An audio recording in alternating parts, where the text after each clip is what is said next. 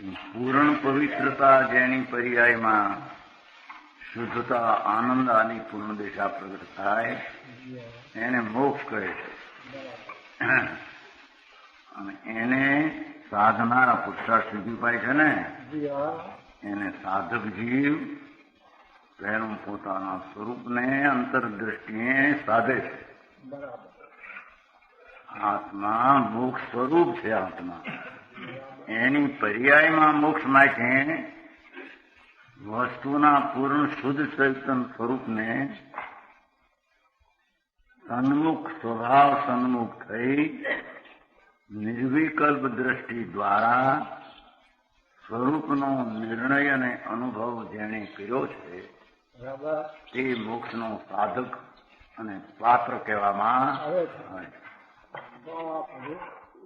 સમજાણું કાંઈ? એવા પાત્રમાં સ્વરૂપની સ્થિરતા આવે. ભગવાન આત્મા જ્ઞાન અને દર્શનથી ભરેલો પદાર્થ એમાંથી પર્યાય પ્રગટ કરવી છે પૂર્ણ. તો પહેલી એની જ નિર્વિકલ્પ પ્રતીત કર્યા વિના તેને પ્રગટ કરવાની સ્થિરતા પ્રગટ હોઈ શકે નહીં. સમજાણું કાંઈ? એટલે અહીંયા કહે છે જેણે આત્માને મોક્ષ પર્યાય પ્રગટ કરવાની છે તે બધી શક્તિઓ દ્રવ્યમાં પડી છે.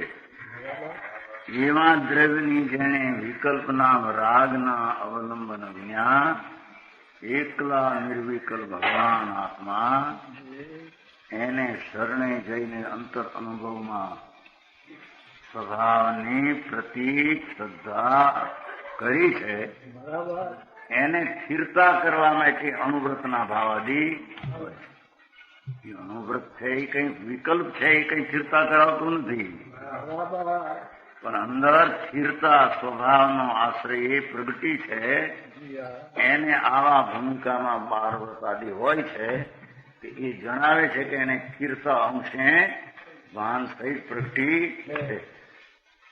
એવા સાધક જીવની આ વ્યાખ્યા ચાલે છે. ઠીક बराबर व्रत वगैरह संयम दर्शन पीछे स्वरूप में स्थिरता का अंश प्रकट हुआ हो त्या व्रत का विकल्प होता है. वो बात चलती है. वो साधक है नहीं, क्योंकि साधक है फिर नहीं. साधक तो साधक है. साधक तो चौथे गुणस्थानी साधक है, 5वें साधक है, 6ठे साधक है, 12वें साधक है. પણ यहाँ स्वरूप की दृष्टि हुई है पण स्थिरता पूर्ण नहीं. गाँव को स्वरूप कई शांति का अंश प्रकट हुआ है, उसको 12 व्रत का विकल्प आता है. व्यवहार है, व्यवहार बताते हैं कि उसके निश्चय में इतनी स्थिरता हुई है. समझाई છે કાંઈ?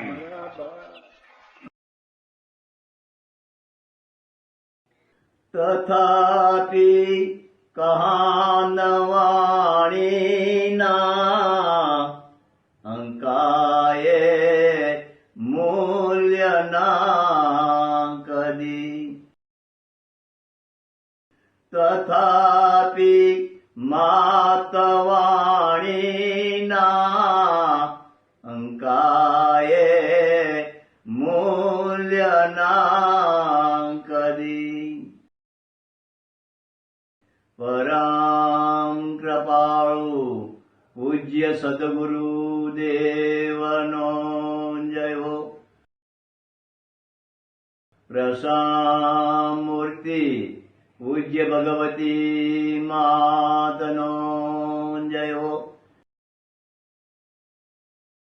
જીનવાણી માતનો જય હો. પરમ મિત્રાગ દિગંબર જૈન ધર્મનો